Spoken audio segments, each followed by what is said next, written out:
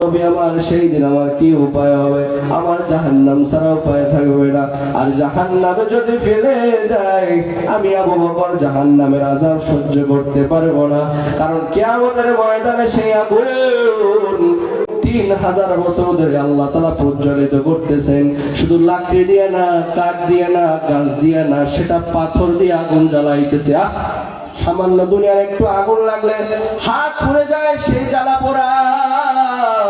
কত মলম, কত কিছু লাগাই আছে না নাই? অনেক কিছু লাগাই। কিন্তু জাহান্নামের আগুন যদি একবার লাগে গো, শুধু হাত নয়, পা নয়, শরীর নয়, কলিজা পর্যন্ত পুড়ে যায়।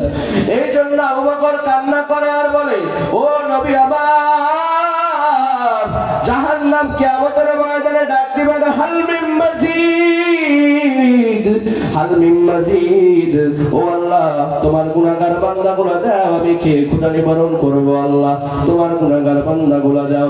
সেই দিনকার আল্লাহ তাআলা জাহান্নামকে ফিরায় দিবেন আর বলবেন, জাহান্নাম পিছনে যাও। 70,000 শিকল লাগায় ফেরেশতারা সেই জাহান্নামকে পিছনে টেনে নিতে পারবে না। হঠাৎ করে ফেরেশতারা চলে আসবেন আর বলবেন, আল্লাহ, 70,000 শিকল লাগায় যে জাহান্নামকে পিছনে টেনে নিতে পারতেছি না, কি করব? এইবার আল্লাহ তাআলা বলবেন, ও নবী আমার,